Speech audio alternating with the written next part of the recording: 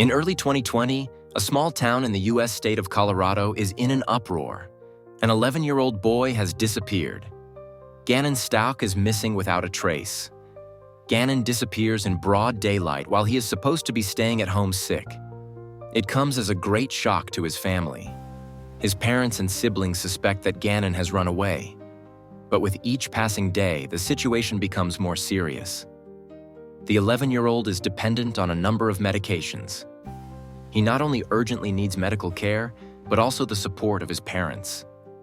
But did little Gannon Stauch really run away? Or is the key to his disappearance much closer than initially feared? I have hope. So please have hope with me. I'm begging. Bring my baby home. Bubba, I love you. Mommy loves you so much. Nova loves you.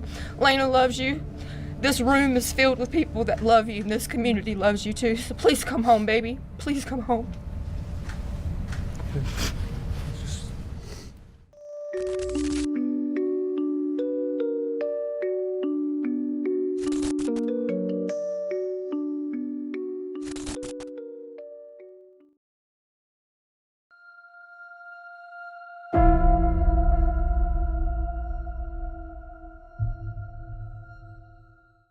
Before Gannon Stauch was born, his parents had been hoping for a baby for a long time.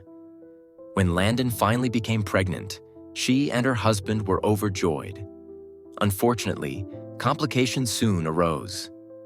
Gannon was born prematurely and was seriously ill at birth. The doctors told his parents that he had only a 10% chance of survival, and if he did pull through, he would have severe physical and mental limitations. But Gannon survives. And not only that, he suffers no consequential damage. For his family, this is nothing short of a miracle. He grows up to be a healthy child. His parents and teachers describe him as full of life and funny. Gannon is particularly interested in Pokemon and video games. He would love to upload Let's Play videos of himself on YouTube, but his parents don't allow him to do that yet.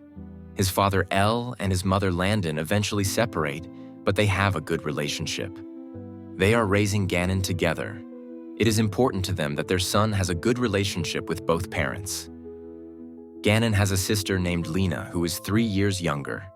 She also grows up with both father Elle and mother. Gannon and Lena's father soon meets a new woman.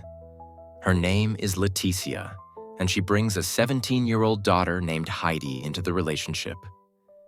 Although Leticia's daughter is a little older, the blended family works quite well. Leticia and Elle get married. Leticia works as an elementary school teacher. Elle is employed by the military. The two live together with the children in a house in Colorado. In early 2020, Elle has to go to Oklahoma for a training course. Gannon therefore stays with his stepmother, Leticia. She and Gannon get along well. Leticia also gets along well with Gannon's mother, Landon. As an elementary school teacher, she is good with children and is ideally suited to be a caregiver. On January 26th, Gannon is not feeling well. It is a Sunday. The 11-year-old has a stomach ache. Leticia takes the precaution of signing Gannon out of school for the following Monday.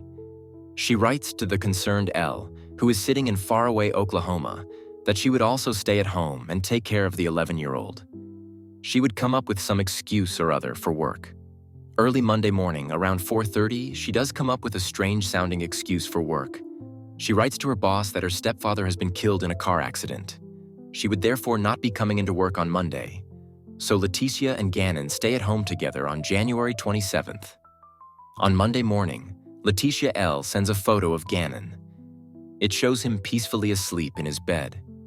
Apart from Gannon's illness, everyday life in the Stauch household continues as usual. Leticia's daughter Harley goes to work, and Leticia's daughter Lena goes to school.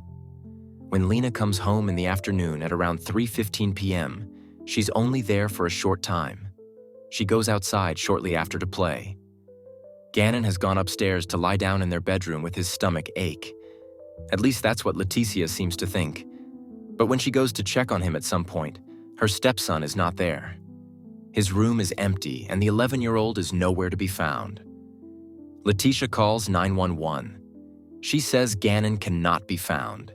She's the last person to have seen him.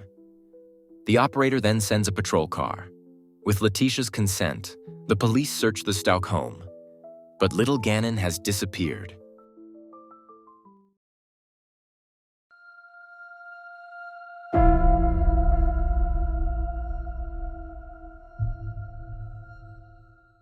Ganon's Nintendo Switch console has also disappeared. As already mentioned, Ganon loves video games. The console is sacred to the 11-year-old. His cell phone is also found in the Stauch's house.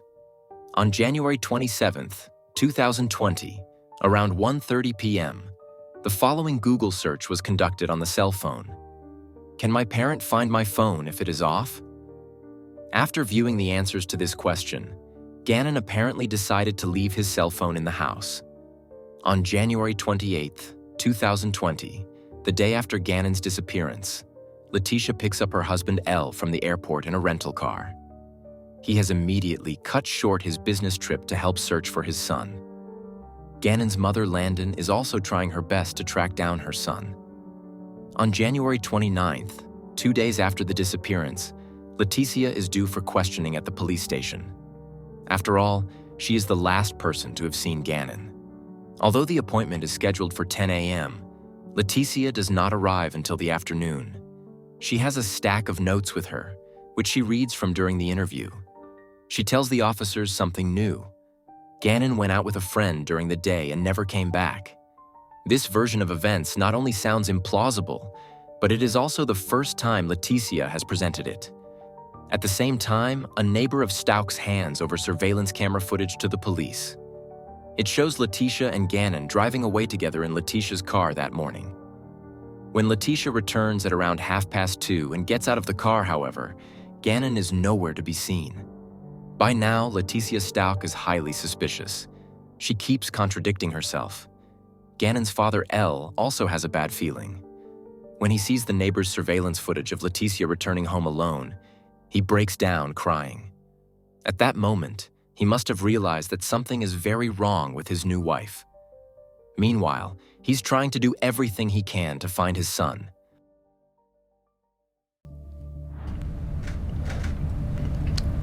So thank you, everyone. Thank you.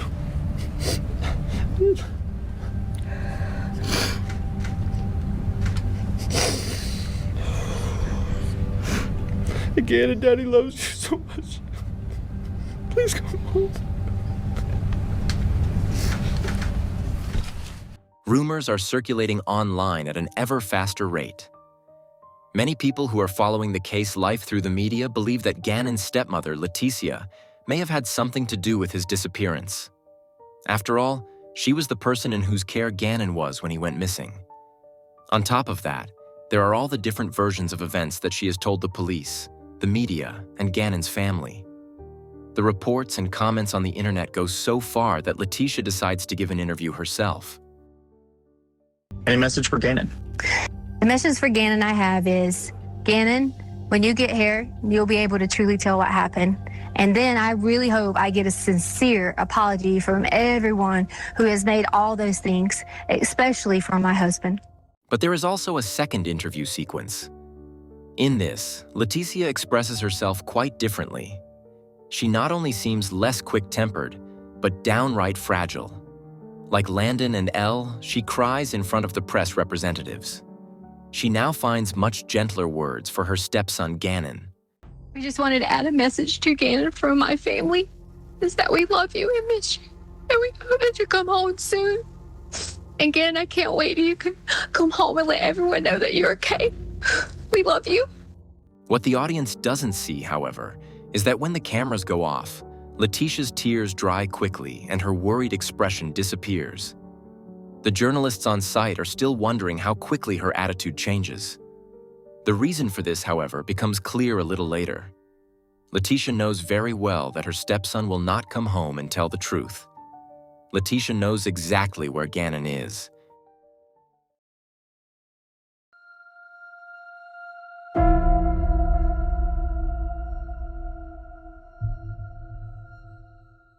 Shortly after Ganon's disappearance, Leticia and her daughter Harley go on a trip. It is supposed to be a mother-daughter trip to Florida to get some peace and quiet in the face of the nerve-wracking events. The two set off in Letitia's car with Letitia at the wheel and Harley in the passenger seat. The air conditioning is running at full blast the whole way. Harley is shivering despite the summer temperatures. But when she wants to turn off the air conditioning, her mother stops her. "It's just too hot outside," she says. The air conditioning should definitely continue to run throughout the journey. Letitia has a good reason for this request, because in the back of the car is a large suitcase. Letitia's brother had paid them a visit shortly before their departure. He helped to squeeze the suitcase into the car and was surprised at the heavy weight of the piece of luggage. He even asked Letitia what was in the suitcase. She waved it off and didn't go into it.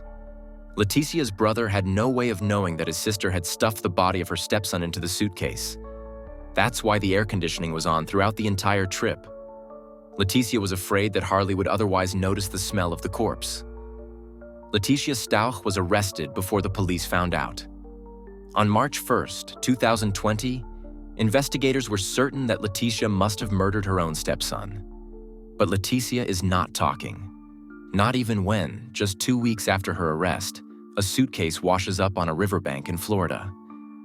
Inside are the remains of a young boy. It is the body of the missing Gannon Stauch. Today, I got the worst news and the best news. Obviously, we know what the worst news is, but the best news is that justice will be served. And I'll make sure that justice is served, because my boy did not deserve any of this that has happened to him. The body was washed up in Florida and was probably let into the water at a point where Letitia would have passed on her Florida trip. The police now have no doubt about her guilt. The autopsy revealed the brutality with which the perpetrator must have acted. Gannon was stabbed a total of 18 times.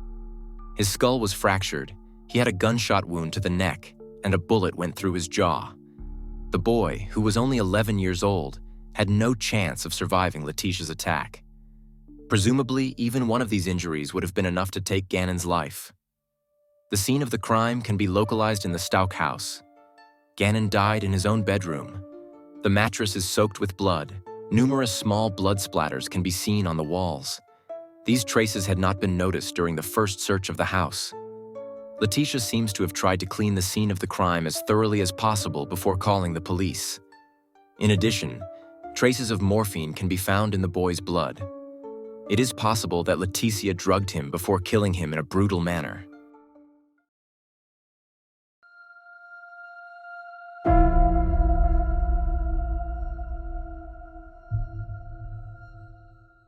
As I stated in my testimony on the stand, Gannon was born severely premature and barely filled my two hands the first time I held him.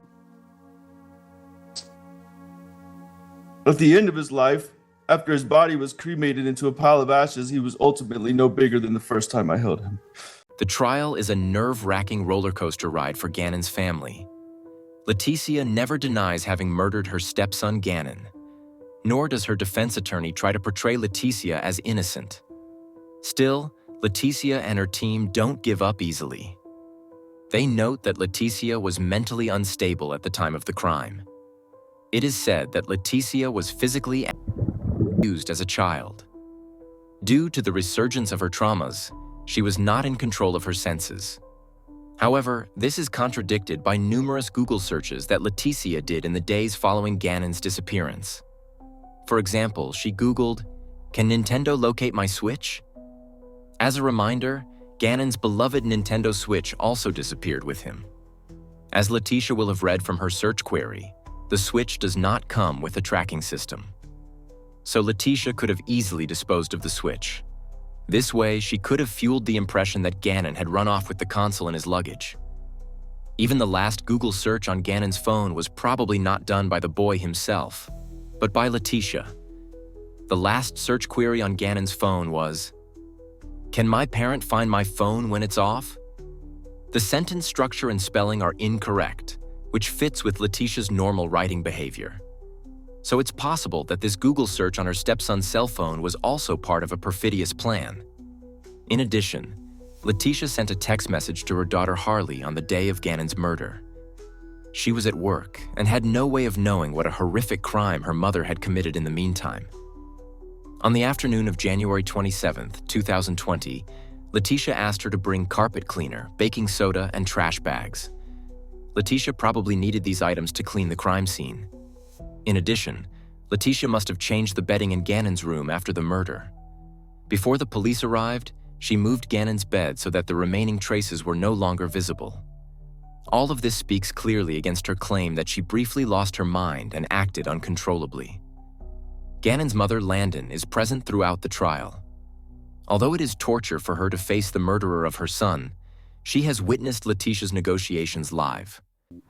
And she's made eye contact with me a few times, and then it's just like it burns my soul. Like it just like, how can you even look at me? How can you even look at anybody in the family? Knowing what you did and you still can't admit it is just, she is the definition of coward and evil. Landon trusted Leticia.